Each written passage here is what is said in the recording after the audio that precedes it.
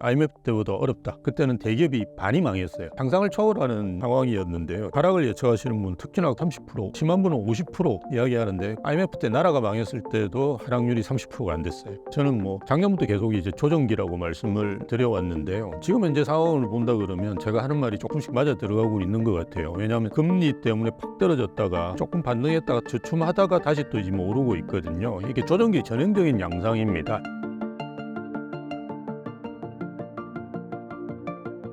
안녕하세요. 저는 에스테이트 클라우드, 브랜드는 이제 우대빵 부동산인데요. 부동산 연구소장을 맡고 있는 심영석이라고 합니다. 대학에 오래 있었고요. 전임 교원으로 한 15년 정도 국내 대학에 근무했었고요. 현재도 이제 미국 대학 쪽 일을 한 5년 정도 하고 있습니다. 그래서 IAU라고 하는 대학에 한국 파트를 맡고 있다고 보시면 됩니다. 미국에서도 강의를 하고 한국에서 강의를 하는데 요즘 온라인으로 많이 하죠. 그래서 옛날처럼 미국에는 자주 안 가고요. 그래서 한국에서 있으면서 IAU 일도 보고 말씀드렸던 벤처기업인 에스테이트 클라우드 임원으로서 일도 하고 있습니다. 교수님, 최근 부동산 분위기는 어떤가요? 지금 반등을 시작하고 있다라고 이제 시장을 보시면 되는데요. 최근에 이제 한국 부동산원 통계들이 자주 발표되고 있는데요. 아시다시피 수도권 같은 경우는 이제 벌써 한 달 이상 오르고 있고요. 핵심적인 지역이라고 할 수 있는 데가 송파구입니다. 최근에 이제 송파구가 가장 빠르게 반등하고 있는데요. 송파구 같은 경우는 이제 3개월이 넘었어요. 오르기 시작한 지. 그래서 우리가 한 3개월 정도 이상 오른다 그러면 추세적으로 상승한다. 이렇게 경제학적으로 이야기할 수 있습니다. 지금 현재는 이제 반등을 했고 빠르게 이야기하면 이제 추세적으로 상승한다라고 볼 수 있는데요. 제가 말씀드렸던 통계는 이제 한국 부동산원 통계고요. KB국민은행 통계 같은 경우는 아직도 이제 마이너스를 보이고 있는데요. 사실은 하락폭은 줄어들고 있어요. 그래서 상승폭이 늘어나는 거나 하락폭이 줄어드는 거는 같은 의미입니다. 추세적으로 상승하고 있다라고 말씀드릴 수 있을 것 같고요. 현장에서도 실제로 매수자들도 많이 늘어나고 있고요. 거래 건수도 최근에 많이 늘어나고 있습니다. 그래서 저희 우대빵 부동산 같은 경우도 저저번 월에 최고 매출을 기록했고요. 저번 월에도 즉 4월에도 이제 최고 매출을 기록했습니다. 그래서 실제로 거래가 많이 이루어지고 있고 그 거래 중에 예전에는 전세가 차지하는 비중이 컸었는데요. 현재는 이제 매매가 차지하는 비중이 커지면서 저희는 이제 어차피 중개 수수료가 주 매출인데요. 중개 수수료가 계속 늘어나고 있다. 그렇게 말씀드릴 수 있을 것 같아요. 조정기가 거의 끝나가는 중이라고 하셨는데 그렇게 보시는 이유가 무엇인가요? 예, 지금을 이제 하락기라고 생각하시는 분이 계신데요. 저는 작년부터 계속 이제 조정기라고 말씀을 드려왔는데요. 지금 현재 상황을 본다 그러면 제가 하는 말이 조금씩 맞아 들어가고 있는 것 같아요. 왜냐하면 이렇게 한번 금리 때문에 팍 떨어졌다가 조금 반등했다가 다시 또 주춤하다가 다시 또 이제 오르고 있거든요. 이게 조정기 전형적인 양상입니다. 왜냐하면 하락기 때는 쳐다보는 사람이 없어요. 그냥 무한정히 이렇게 떨어집니다. 그게 이제 금융위기 2008년부터 2013년까지 이제 부동산 시장을 생각해 보시면 되는데요. 그때는 금매도 많고 이렇게 했지만 사실은 부동산이 폭락할 걸 두려워해서 매입하는 건 거의 없으셨어요. 이제 그런 상황을 이제 하락기라고 볼 수 있는데요. 현재는 조금만 뭔가 이제 긍정적인 신호 또는 기간이 한 1년 정도만 지나더라도 그런 매수세가 붙는 걸 본다 그러면 조정기라고 볼 수 있고요. 그리고 이제 하락기와 조정기 큰 차이는 조정기는 거래량이 많지 않을 수도 있는데요. 하락기 되면 거래량이 많이 늘어납니다. 그래서 우리가 금융위기 오고 난 다음에도 거래량이 많이 늘어났었고요. 그리고 IMF 때도 98년도에 비해서 99년도에 거래량이 많이 늘어났는데요. 금매가 많아지면서 이제 거래량이 늘어났는데 현재는 매물 같은 경우를 찾아보시면 금매가 거의 없습니다. 금매 하나씩 거래되는 다 보니까 이제 거래량이 줄어드는 거라고 볼 수 있는데요. 현재는 이제 그런 상황에서 바닥을 찍고 조금씩 오르고 있으면서 지표들도 좋아지고 우리가 지금까지는 이제 추세적으로 상승을 했는데 앞으로도 계속 상승할 거냐 이건 좀 다른 이야기일 수 있는데요. 미래의 변수들도 좋으냐 안 좋으냐를 봐야 되는데요. 미래의 변수들도 대부분 지금 좋은 방향으로 가고 있습니다. 교수님, 일각에서는 IMF를 비유하며 부동산 하락을 예측하시는 분들이 계신데 정말 더 하락할 가능성은 없을까요? 어떤 분이 재밌게 이야기를 하시던데 IMF 때보다 어렵다. 근데 IMF를 대부분 경험 못한 분들이 하시는 이야기예요. 나이를 보면 저가 이제 환갑인데요. 제가 IMF 때 이제 30대 후반, 40대 초반 그 시기입니다. 그때는 대기업이 반이 망했어요. 이거는 상상을 초월하는 상황이었는데요. 지금이 더 어렵다라고 이야기하시는 분들은 사실은 좀 더 공부를 더 하셔야 되는 분이라고 보고요. 하락할 것이다. 그럴 수 있겠죠. 그렇지만 우리가 미래 변수 앞에서 말씀드렸던 그거를 보면 어쨌든 우리가 부동산 시장을 거시적으로 볼 때 수급 상황과 이제 금융 상황 그리고 경기 상황 요 세 가지를 보시는 게 좋은데요. 아시다시피 지금 공급은 거의 없습니다. 그래서 앞으로 이제 서울의 입주 물량 같은 경우 지방 같은 경우도 이제 올해하고 내년 정도에 대부분 물량들이 많이 쏟아지고요. 그 그 이후에는 저희가 2, 3년 전부터 인허가가 급격하게 줄었거든요. 그래서 앞으로 이 공급은 거의 없어집니다. 그래서 수급 상황은 가격이 오르는 방향으로 지금 작용을 하고 있고요. 그 다음에 이제 금융적인 요소죠. 통화량하고 금리 두 가지를 볼 수 있는데요. 통화량은 계속 풀리고 있습니다. 그래서 지금 거의 한 M2 광의 통화량이 4,000조 정도 되거든요. 그래서 계속 풀리고 있고, 그다음 금리가 이제 가장 큰 변수였죠. 예, 금리 때문에 가격이 많이 조정을 받았으니까요. 근데 금리는 언제 떨어질지는 모르지만 언젠간 떨어지겠죠. 이게 오르는 부정적인 요소보다는 내릴 긍정적인 요소가 이제 많은 거라고 보시는 것이 맞고요. 그다음에 이제 경기 상황인데요. 경기도 작년 7월이 이제 바닥이었고요. 그다음부터 이제 수출 증가율, 우리는 경기의 선행지표는 이제 수출 증가율이라고 판단하시면 되는데요. 그 수출 증가율이 지금 계속 이제 좋아지고 있습니다. 1분기에 뭐 대기업들 영업이익이 57%인가 늘었다, 뭐 이런 통계들도 최근에 제가 봤는데요. 지금 상황이 좋으냐 안 좋으냐보다는 앞으로 계속 좋아질 거다라는 거는 제가 볼 때는 이제 분명한 상황인 것 같고요. 그 세 가지 변수를 본다고 하더라도 하락을 할 수 있는 요소가 사실은 거의 없어요. 지금 하락을 예측하시는 분, 특히나 거기에서도 보면 한 30%, 뭐 심한 분은 50% 이야기하는데 IMF 때 나라가 망했을 때도 하락률이 30%가 안 됐어요. 그러니까 그분들은 좀 공부를 더 하시고 이렇게 말씀을 하시는 게 제가 볼 때 좋을 것 같아요. 지금이 밑바닥이라고 할 수는 없지만 여기서 급락을 할 가능성은 없을까요? 거의 없죠. 왜냐하면 한 번 또 조정받았다가 그거보다는 이제 반등을 한 상황이거든요. 거기서 또 더 떨어진다, 이거는 사실 생각하기 힘들어요. 지금까지 저는 이제 한 30년, 95년 건설산업연구원 들어가면서부터 이제 부동산을 조사하고 연구하고 뭐 현장일 수도 있는데요. 뭐 그런 가능성 거의 없습니다.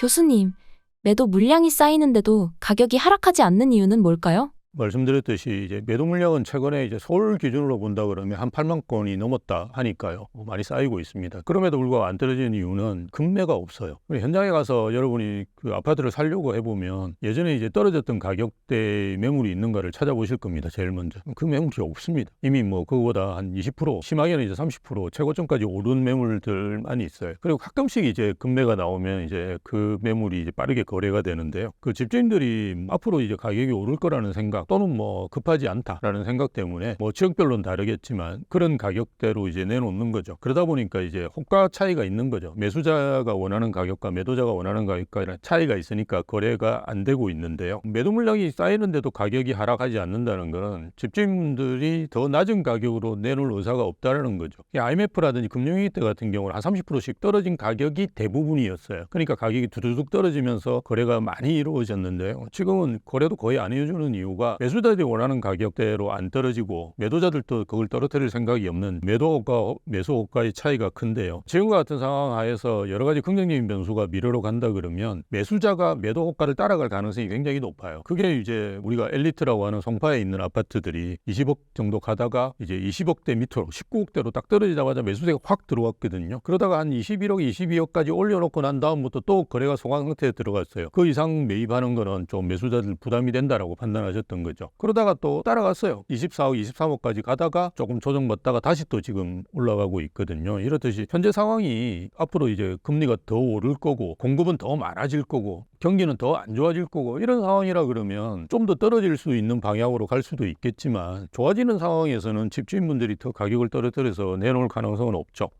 현재 무주택자라면 어떻게 대응하는 게 좋을까요? 지금 사셔야 될 시점입니다. 어느 지역을 어떤 방식으로 사시느냐는 고민을 하시는 게 좋은데요. 지금은 당연히 집을 사셔야 될 시점인 게 앞에서도 말씀드렸듯이 조정을 많이 받은 상태고 그 다음에 미래의 여러 가지 변수를 본다 그러면 오를 일만 사실 남았거든요. 그렇기 때문에 뭐 올해까지는 서두르셔가지고 하시는 게 좋지 않을까, 늦어도 뭐 내년 초까지는 좀 서두르시는 게 좋지 않을까, 저는 그렇게 봅니다.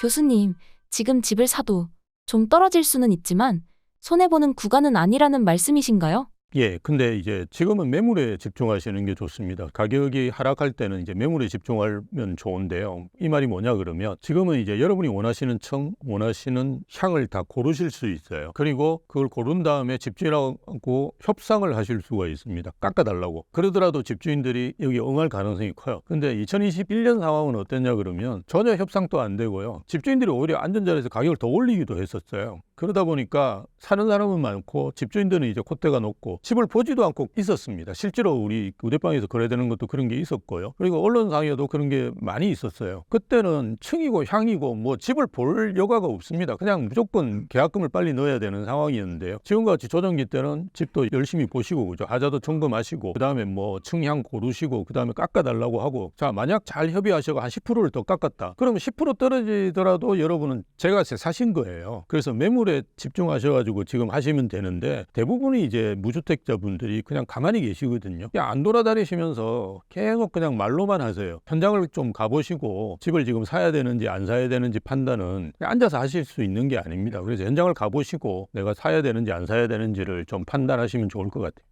작가님, 또 어떤 흥미로운 경매 물건들이 있을까요?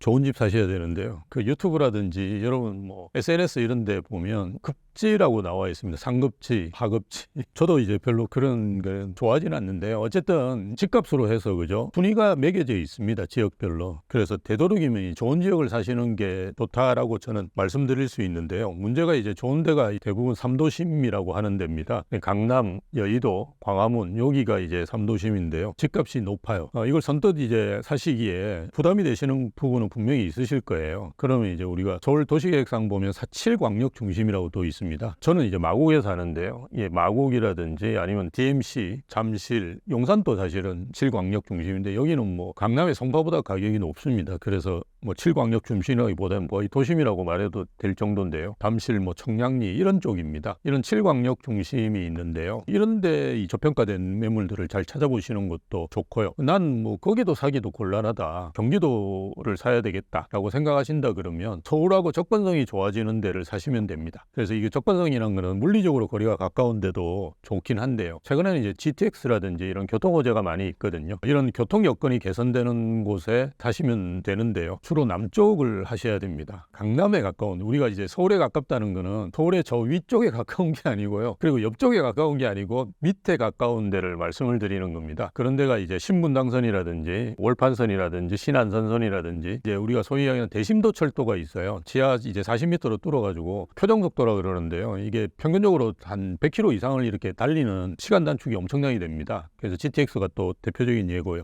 이런 지역의 옆 주변에 이런 아파트들도 잘 고르시면 되는데요. GTX 같은 경우도 지금 뭐 동탄에서 수서까지만 뚫렸는데요. 그 사이에도 여기 안 뚫린 역들이 있어요. 제가 계속 말씀을 드리는 게 뭐냐면 공부하고 찾아보시고 그 다음에 자꾸 물어보라고 말씀하시는데 GTX 이미 뚫렸는데 거기 뭐 사면 뭐해요 이러는데 아직 안 뚫린 역이 있어요. 제가 말씀을 안 드리고 그냥 찾아보시면 돼요. 그런 역 주변 같은 데 사시면 지금 현재 가격대로도 괜찮은 매물들을 찾으실 수 있을 거예요.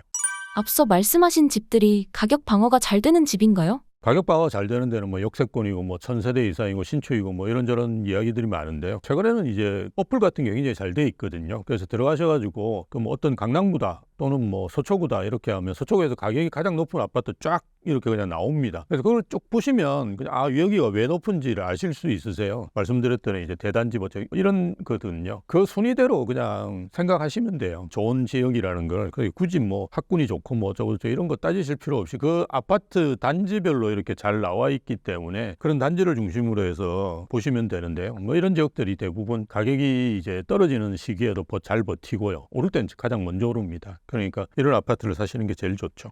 서울에서 남쪽이랑 붙어 있는 게 중요하다고 해주셨는데요.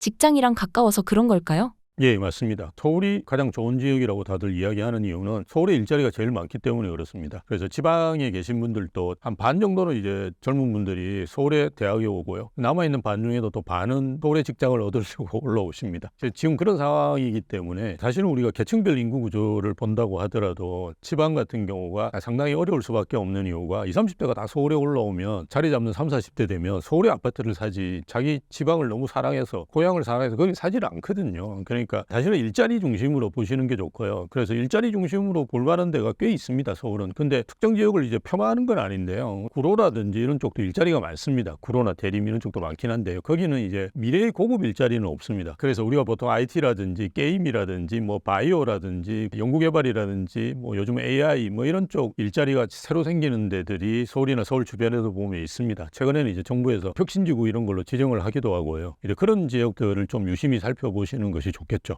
교수님, GTX 관련하여 거품이 낀다는 의견도 있는데요.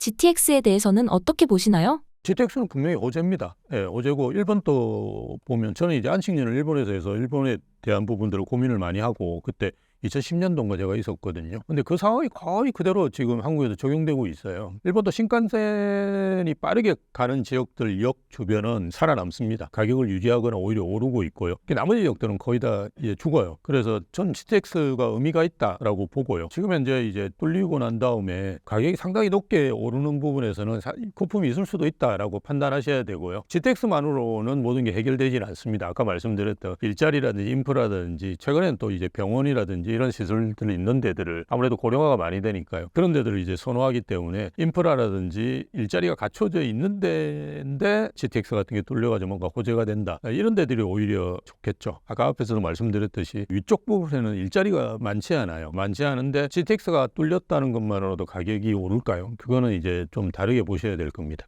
GTX 자체만으로 호재가 아니라 어디를 가는지가 중요한 건가요? 예, 그러니까 우리가 GTX를 만든 목적이 명확하게 있어요. 도심과의 접근성을 강화하기 위해서 만들었어요. 이 말은 어떤 의미냐 그러면 GTX가 뚫리면 도심이 좋아진다는 말이에요. 왜? 더 많은 사람이 도심으로 들어올 수 있도록 만들어주는 거기 때문에 그래서 외곽 쪽은 사실은 그냥 외곽일 따름인 곳은 좋아질 가능성이 크지는 않아요. 거의 베드타운으로 전락해가지고 그죠? 역 주변만 조금 이제 호재가 있겠죠. 그래서 그 호재라는 게 퍼져나가기도 힘들 거고요. 대신에 이제 우리가 GTX가 현재 뭐 C 노선까지 나와 있고요. DEF 노선을 지금 마련이 있는데요. 아마 제가 살아있을 때 볼까 싶어요. 그래서 그거는 고려 안 하시는 게 좋아요. 그냥 ABC 노선만 고려하시면 되는데요. ABC 노선에서 이제 교통의 결절점이라 그래서 만나는 데가 있어요. 삼성역, 서울역, 청량리역이 GTX가 만나는 지점입니다. 그러니까 이런 지역으로 빠르게 외곽 지역에 있는 근로자들을 실어 나르기 위해서 만드는 게 목적입니다. 그러니까 당연히 그 지역들이 좋아지겠죠. GTX가 뚫렸다고 해서 외곽 지역이 좋아진다 이렇게만 생각하시는 건 굉장히 이제 아니라고요. 이게 사실은 그 학계에서 통용되는 건 아닌데요. 빨대 효과라고 있어요. 처음에 이제 KTX 노선이 뚫리니까 대구에서 사람들이 이제 대구에 있는 백화점에 안 가고 서울에 있는 백화점으로 왜냐면 1시간 반 만에 서울에 올 수 있으니까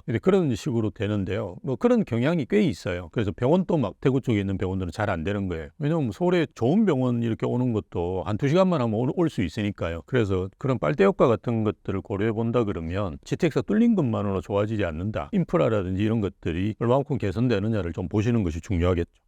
교수님, 30평대 아파트는 안 된다고 하신 이유가 무엇인가요? 30평대 아파트는 안 되는 건 아니고요.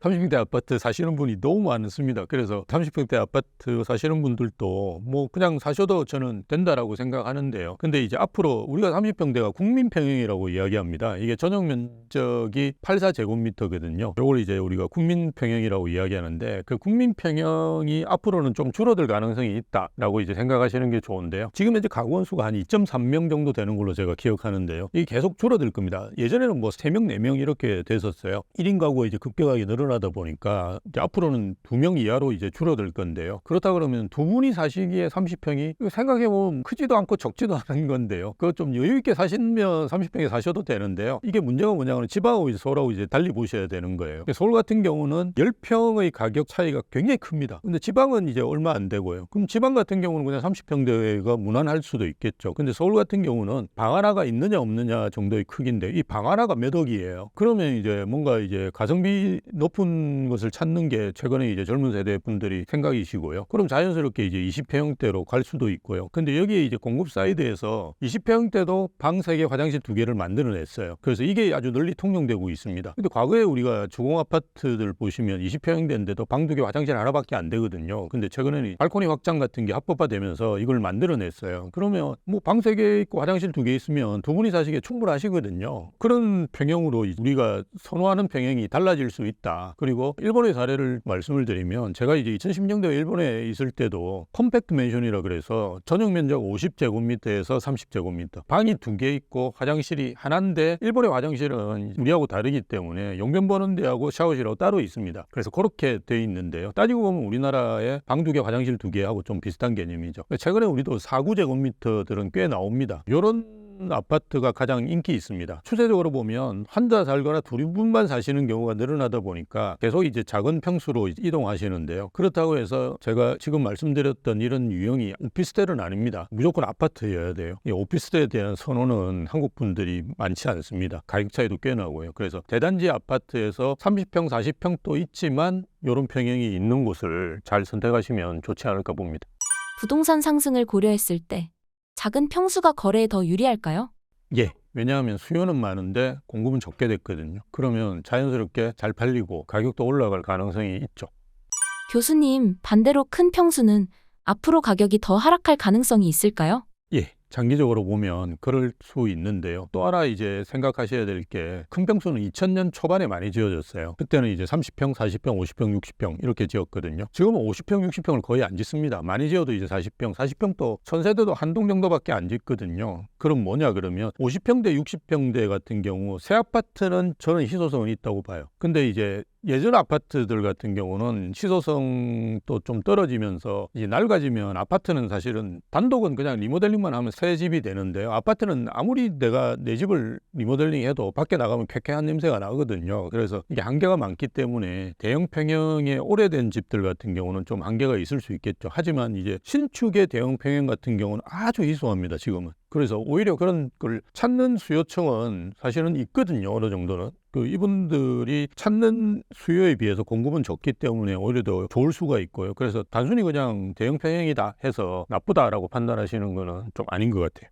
많이 하는 고민 중 하나가 신축의 낮은 입지와 구축의 좋은 입지인데요. 어떻게 생각하시나요?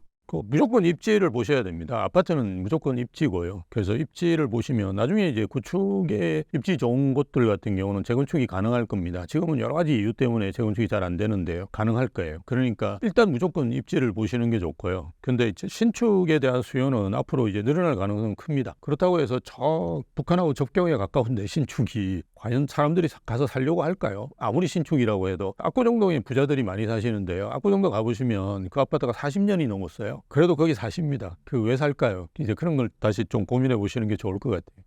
교수님, 끊임없이 갈아타기를 해야 하는 이유가 무엇인가요? 지금 강남에 사는 저희 친구들도 보면 대부분 처음 시작한 건 일기 신도시에서 시작했어요. 처음부터 강남에 사는 사람은 아무도 없어요. 최근에 제가 이제 젊은 분들하고 상담을 해보면 돈이 없어도 강남에 살고 싶어 해요. 돈이 없으면 강남에 살 수 없어요. 그건 아주 당연한 거예요. 사회주의 사회도 마찬가지예요. 공산주의든 사회주의든 자본주의든 돈이 없으면 강남에 살 수는 없어요. 그럼 어떻게 살아야 되느냐? 자기 돈에 맞춰서 사는 거예요.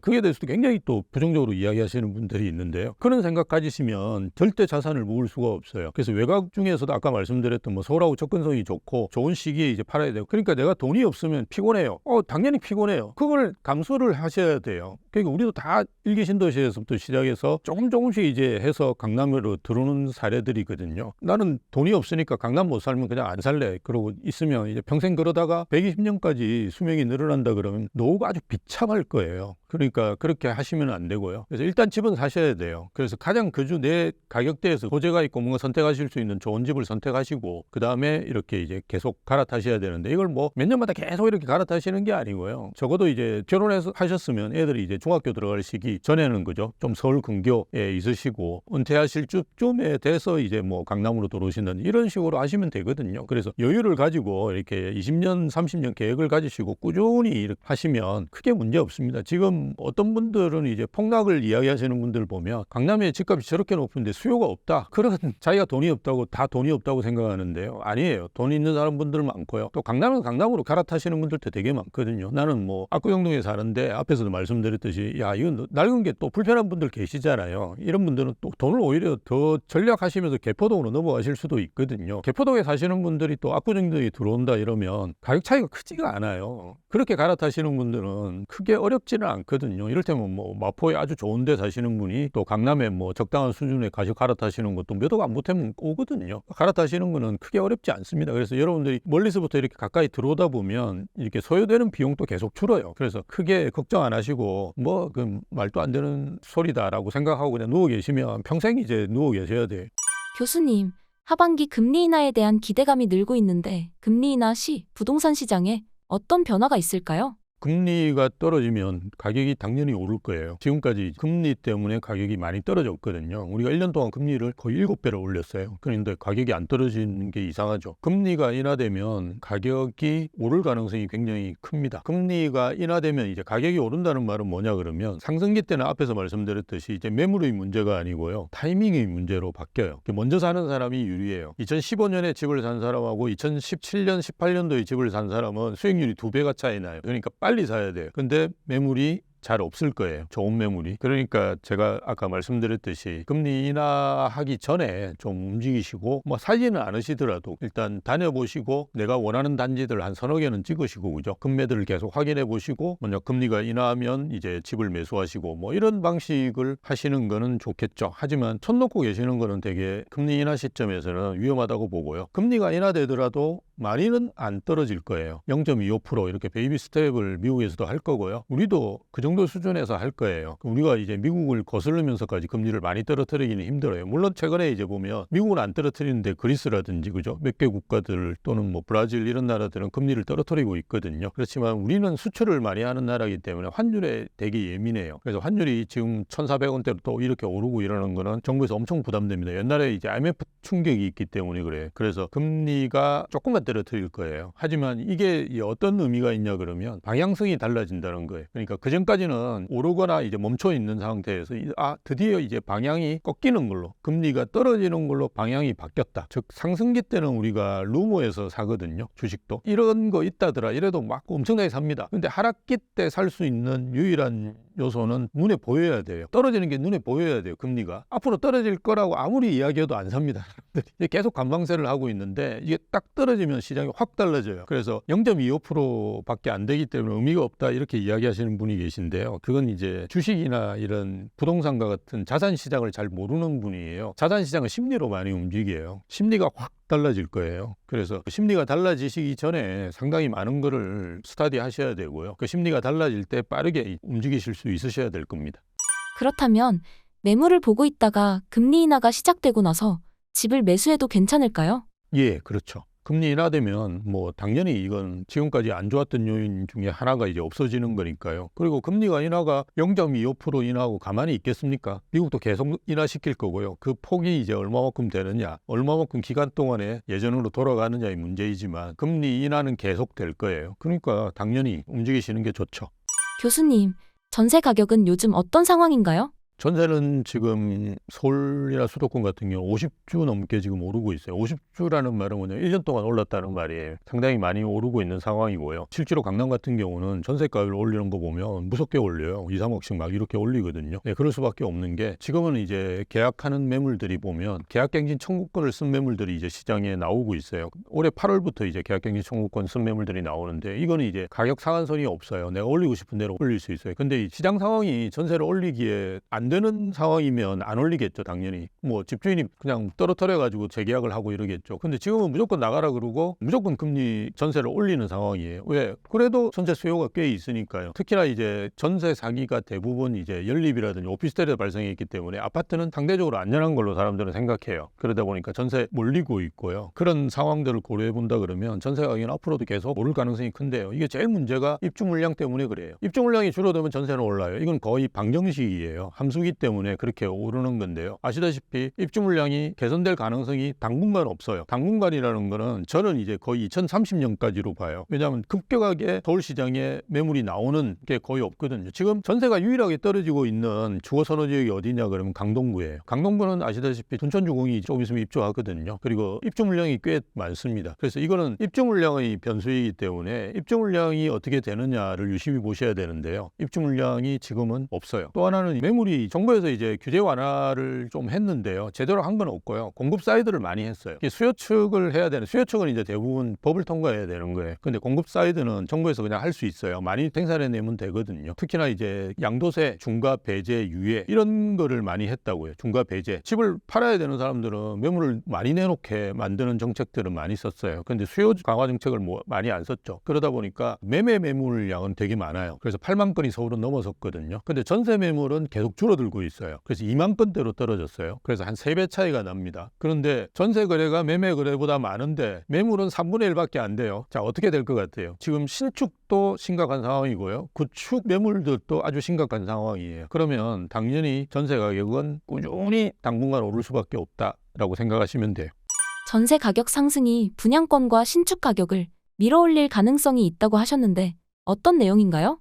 예, 당연히 이제 전세 가격이 오르면 어차피 매매로 이제 전환될 가능성이 큰데요. 옛날하고 좀 다른 점은 있어요. 왜냐하면 전세가 예전에는 대부분 다 자기 자본이었거든요. 전세 대출을 안 해줬어요. 그래서 최근에 이제 전세 대출을 해주면서 이게 타인 자본이 많아요. 그렇지만 이제 자기 자본 가진 분들도 분명히 계실 거고요. 그리고 또 하나는 이제 시장을 어떻게 보느냐가 차이겠죠. 나는 이제 시장을 긍정적으로 본다. 또는 뭐 그동안은 생각 안 하고 있었는데 갑자기 시장을 보니까 뭔가 불안하다. 이렇게 생각하시는 분들은 매매로 이제 넘어가실 거예요. 예전에는 단순히 그냥 왜냐면 이게 다 자기 자본이니까요. 매매 가격이 떨어지지만 전세 가격은 대부분 안 떨어졌거든요. 그래서 이 갭이 줄어들면 자연스럽게 그냥 쳐올렸는데요. 지금은 이제 조금 다른 상황이다라고 보시기는 하지만 그렇지만 여전히 전세 가격이 오르는 거는 매매 가격을 밀어 올릴 수 있는 가능성은 커요. 그래서 매매 가격을 올리는데 제일 먼저 신축을 찾겠죠. 그래서 신축을 찾고 입주하는 물량을 찾는데 그게 없으면 분양권 탈 거고요. 그 다음에 경매도 좀 알아보실 거고요. 그 다음에 이제 구축으로 넘어가고 그다음 안 되면 다시 연립이나 오피스텔로 가는 수순이 그래요. 이게 매매는 전세 사기하고 전혀 관련이 없어요. 그래서 내가 필요하면 오피스텔이라든지 연립을 사는 거는 큰 문제가 없어요. 그냥 어느 가격대에 사느냐의 문제겠죠. 그래서 전세 가격 상승은 이런 식으로 쭉 파급 효과를 미치기 때문에 가장 먼저 이 신축이나 분양권이 위험하다는 거죠. 교수님, 올해 하반기와 25년 부동산 시장을 어떻게 전망하시나요? 예, 아까 말씀드렸던 그 세 가지 변수가 다 긍정적인 방향으로 가고 있고요. 집값을 올리는 이야기하는 뭐 긍정적인 방향으로 갈 수 있는 것 같고요. 수급 상황도 그렇고요. 금융적인 상황, 통화량이라든지 아니면 금리, 경기도 조금씩 좋아지고 있고요. 어쨌든 하반기라든지 내년 부동산 시장도 저는 굉장히 긍정적으로 즉 가격이 오를 여지가 많다라고 이제 전망하고 있습니다. 교수님, 시장을 미리 예측할 수 있는 지표가 있을까요? 제가 말씀드렸던 그 세 가지 변수는 좀 거시적인 거고요. 거시적이 아닌 부분은 거래량이라든지 아니면 대표되는 단지들, 대장 아파트의 그 움직임 같은 거를 보시는 게 좋은데요. 왜냐하면 제일 먼저 움직이는 데들이 그런 데들이거든요. 그래서 거래량 같은 경우는 지금 서울이 이제 거의 4천 건, 그 실거래가는 이제 한 달 내로 집계가 되니까요. 5월달에 다 지나면 이제 4월량이 나올 건데요. 3월보다 더 많이 늘지 않을까라는 예측도 하는데요. 어쨌든 뭐 그런 거래량 지표들은 지금 많이 늘고 있고요. 송파 같은 경우는 거의 한 3배 정도 늘고 있어요. 작년 말 비교해 보면. 그리고 경기도도 마찬가지로 거의 한 2배 늘고 최근에 이제 움직임이 있었던 동탄 이런 데들도 2.5배 정도 이렇게 늘어나는 걸 볼 수 있습니다. 그래서 거래량이 이제 되게 중요하고요. 그리고 말씀드렸던 이제 송파구 움직임 한 3개월 정도 이상 계속 오르고 있다 하는 것도 큰 의미가 있다라고 볼 수 있고요. 그 다음에 대표적인 아파트가 뭐 헬리오시티도 있지만 우리가 엘리트라고 해서 엘스, 리센트, 트리지움 이 세 아파트를 많이 보거든요. 그 세 아파트가 지금 고가는 25억이 넘었고요. 뭐 25억 가까이 지금 최근에 거래가 나오고 있어요. 예전에 비해서 상당히 많이 오른 상황이라고 보시면 됩니다. 부동산 시장의 상승 전망을 해주셨는데 미디어에서는 하락 가능성을 보고 있는 것 같아요. 현실 시장과 차이가 있는 이유가 뭘까요? 조금 왜곡되게 시장을 보지 않나라고 생각합니다. 저는 이제 여러 가지 지표들을 그냥 말씀드렸는데요. 그 이상을 볼 필요는 없어요. 지표들을. 나머지는 다 소음이거든요. 근데 이분들은 사실은 좀 뭐라 그래 하락론자라고 이야기하기 좀 그렇지만 어쨌든 포퓰리스트에 가깝거든요. 그 말은 뭐냐? 남이 듣고 싶어 하는 말을 해주는 거죠. 우리나라에는 어쨌든 반은 안 되지만 집을 못 산 분들이 계신데요. 이분들이 지금 상대적 박탈감이 엄청나게 커요. 그래서 2013년, 14년도부터 시작한다 그러면 거의 자산이 한 1,500 차이 날 정도로 지금 벌어져 버렸거든요. 우리 소위 이야기하면 벼락거지가 됐잖아요. 그래서 이분들이 계속 그거를 뭔가 위안을 받아야 되는데 그 위안을 받고 싶은 말들을 하는 게 아닌가. 그래서 저는 좀 문제가 있는 것 같아요. 그분들 논리들을 보면 항상 뭐 집값이 너무 높으니까 떨어진다. 집값이 높았다고 떨어지는 경우가 없어요. 그리고 집값이 낮았던 적이 한 번도 없고요. 30년 동안 저도 이제 부동산 시장을 봐왔지만 항상 높았어요. 2013년에도 높았어요. 저도 높다고 생각했었어요. 집값을. 그러니까 집값이 낮았던 적이 한 번도 없는데 조선시대 후반기에 사대문 안의 집값이 지금으로 환산해보면 한 20억 한대요. 그러니까 항상 높아요. 집값은 항상 높다. 그리고 소득 수준이 그걸 따라가지 못한다. 수요가 없다. 수요가 없는데 이렇게 거래가 되나요? 우리나라 가구의 대부분이 이제 PIR 지표 같은 걸 이야기를 많이 해요. 그게 뭐냐 그러면 소득 대비해서 집값이 얼마큼 높으냐 이걸 이야기하는데 소득은 항상 평균 소득. 그 다음 집값은 어디하고 비교해요? 서울에 있는 아파트 근데 그렇게 비교하면 안 돼요. 어떻게 비교해야 돼요? 서울의 아파트를 살 수 있는 사람은 상위 10%라고 보셔야 돼요. 서울의 아파트 가격은 상위 10%예요. 전국적으로 따지고 보면. 왜냐하면 서울 아파트 다 하고 그 다음에 사실은 대부분의 아파트들이 나오거든요. 그러니까 서울 아파트는 상위 10%인 사람이 사는데요. 지금 상위 10%인 가구의 소득은 1억 5천 정도 돼요. KB 부동산에 들어가 보면 우리나라 분들이 PIR을 어느 정도 수준으로 사느냐, 한 15배 정도 사요. 평균적으로. 보면 한 2, 30억 사는 거는 아무 문제가 없어요. 그분들이. 그래서 전혀 문제가 지금 안 되는 가격대라고 보시는 게 맞아요. 본인이 돈이 없다고 다른 사람들이 다 돈이 없다고 생각하는 거는 좀 시장을 왜곡할 가능성이 크죠.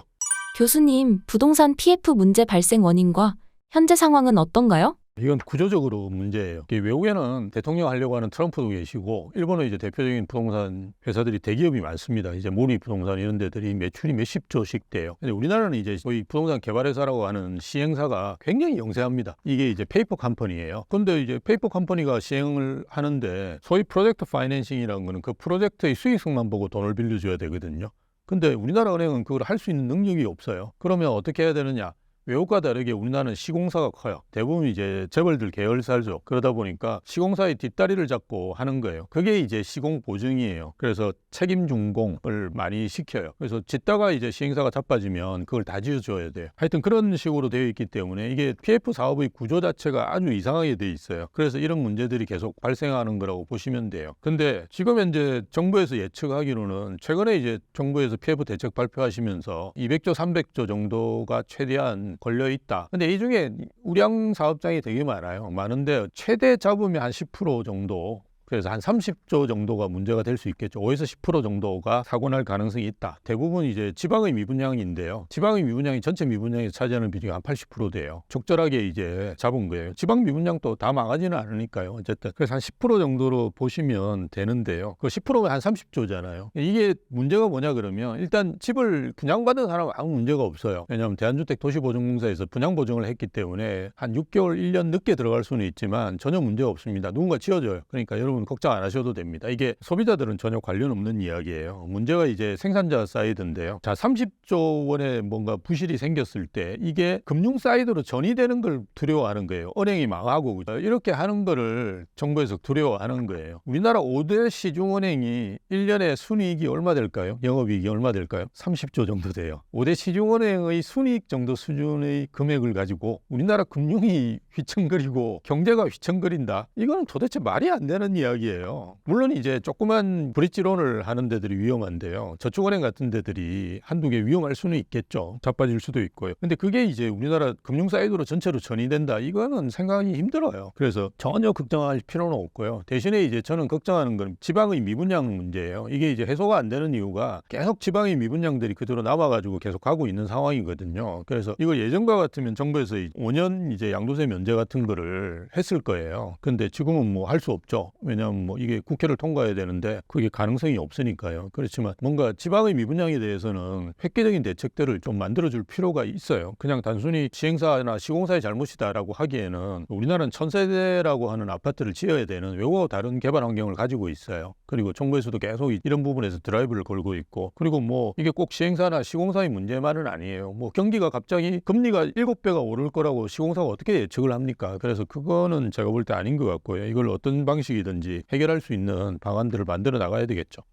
인구 감소로 집값이 하락할 것이란 분석에 대해 어떻게 생각하시나요? 전 일본에 있었던 경험으로 보면 이거는 좀 심각한 변수이긴 분명해요. 이게 우리나라는 일본보다 훨씬 더 빠르게 인구 감소가 진행될 것이기 때문에 상당히 위험하다라고 생각할 수 있는데요. 아마 제가 살아있을 때 3,999만 명을 볼 것 같아가지고 되게 걱정인데요. 정부에서 어떤 방식을 쓰더라도 인구는 계속 감소할 거예요. 물론 이제 출산율이 조금은 늘어나겠지만 사실 그 대세를 바꾼다는 거는 개인적으로는 이제 불가능하다고 보고요. 인구가 감소하면 집값은 하락해요. 그건 뭐 당연해요. 왜냐하면 우리가 주택 수요에 양적인 측면이 인구거든요. 그 다음에 가구, 그 다음에 뭐 질적인 측면은 소득, 그 다음 외부 수요, 이런 범위 측면도 있고요. 그 다음 계층별 인구 구조 이런 거 다 따지고 봐야 되는데 그 양적인 측면에서 인구수가 줄어들고 그 다음 조금 있으면 가구수도 줄어들 거예요. 그래서 최근에 한성대에 계시는 이용만 교수님이 연구한 게 있는데요. 인구 모습 포럼에서 발표를 했어요. 40년 넘어가면 이제 가구수도 줄어들거든요. 그럼 자연스럽게 가격은 이제 조정을 받을 거예요. 인구가 떨어지면 가격은 떨어진다라는 건 맞아요. 근데 그 보고서를 보시면 단 수도권은 관련 없다. 왜? 수도권은 인구가 안 감소해요. 계속 늘어나요. 수도권은 인구도 감소하지도 않고요. 가구 수도 감소하지 않아요. 그래서 당분간 걱정 안 하셔도 되고요. 또 하나 이제 베이비 부모가 은퇴하고 난 다음에 뭐 집값이 엄청나게 떨어질 거다 이런 분들이 계신데요. 2차 베이비 부모가 있고요. 에코 붐들이 있어요. 2차 베이비 부모는 사실 70년생 요 주변이에요. 68년부터 74년까지인가 그런데요. 이분들은 베이비 부모 전체적으로 평균을 내보는 숫자보다 1년에 더 많이 났어요. 한 80몇만씩 난 분들이에요. 그래서 이분들이 계속 이 주택을 사거나 아니면 주택 시장에서 머물고 있기 때문에 사실은 큰 문제는 없다고 보고요. 그래서 말씀드렸듯이 지역에 따라 상당히 다른 특성을 보일 거예요. 말씀드렸던 일본은 지금 아주 심각하게 이제 인구도 줄고 고령화도 가고 있는데요. 그럼에도 불구하고 동경의 이제 도심의 타워맨션이라고 하는 그런 주상복합들은 가격이 계속 오르거든요. 우리도 뭐 그럴 거예요. 당연히 서울의 도심은 아마 여러분들이 살아 계실 때도 지금 20, 30대가 살아 계실 때도 가격 떨어지는 걸 보기 힘들 거예요. 제가 볼 때는. 그래서 계속 말씀드렸듯이 어디에 사느냐 그리고 사시더라도 앞으로 어느 쪽으로 계속 움직이셔야 되는지 이런 것들은 진짜 고민 많이 하셔야 돼요. 왜? 인구가 감소하니까. 제가 갈아타라고 말씀드리는 이유도 인구가 계속 늘어나면 그냥 서울에 사고 그냥 가만히 있으면 되죠. 근데 그렇지를 않기 때문에 좀 고민하셔야 된다는 겁니다. 교수님, 일본 부동산이 심각하다는 이야기가 있는데 일본의 현실은 어떤가요?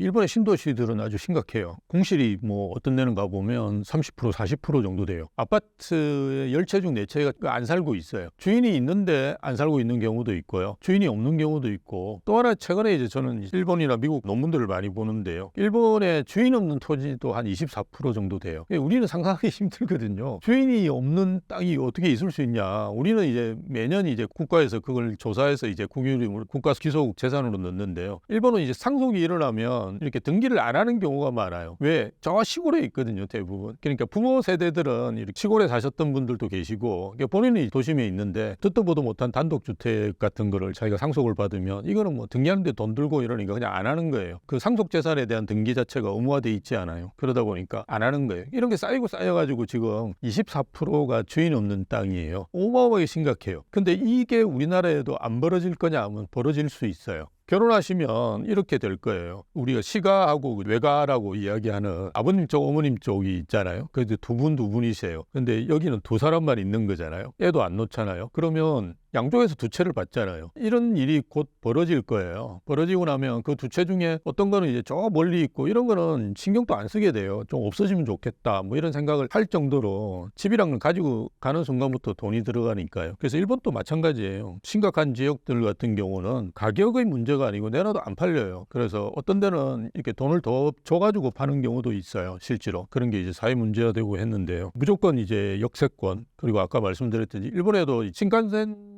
역 주변으로 또 괜찮아요. 중소도시들도. 그래서 역 주변에 있는 지역들, 뭐 이런 지역들 같은 경우는 그래도 뭐 버틸 수가 있는데요. 역도 없고 뭐 아주 시골이다 이러면 우리도 굉장히 심각할 거예요.